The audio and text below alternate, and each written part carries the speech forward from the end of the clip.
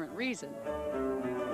Citizens here are free to come and go as they please, as are tourists, who need only a passport to enter the country. And while the average worker here makes only around $5,000 a year, the cost of housing, transportation, and food allows the standard of living to be surprisingly high. Why, a typical 5-course dinner, including vintage Yugoslavian wine, will run about $5 a person.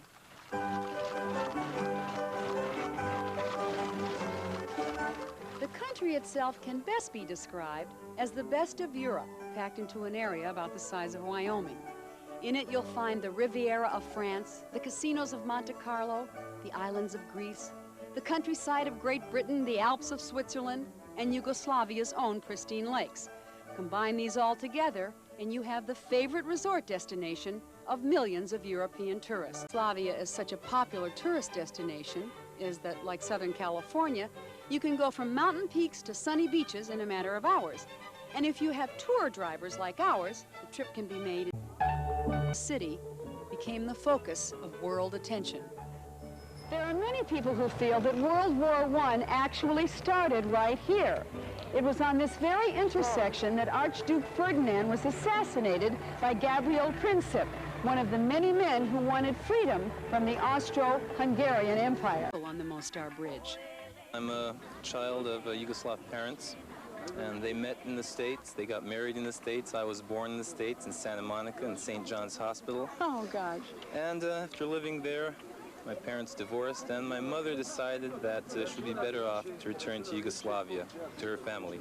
Here in Yugoslavia, life in particular is different. It's more easygoing. There's no pressure. It's maybe I can say it's easier to live here than in the States. What kind of pressures do you think Yugoslavia? We didn't know quite what to expect. Would it be like our trip to the Soviet Union, or would it be more like Greece? What would the country look like? What kind of people lived here? And would they welcome us even though we were Americans? Well, after only a few short days here, we found the answers to our questions.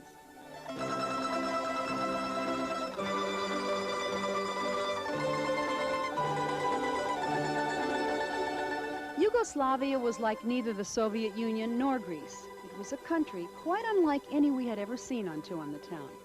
And because so few Americans visit here, the rare American tourist is seen as a precious commodity, and we were treated as such.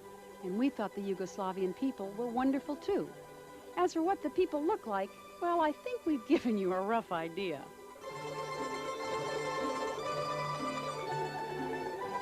As most of you know, I have traveled all over the world on Two on the Town, and I considered myself pretty knowledgeable about our world. Well, I can't believe that I was so misinformed about the country of Yugoslavia. It's spectacular.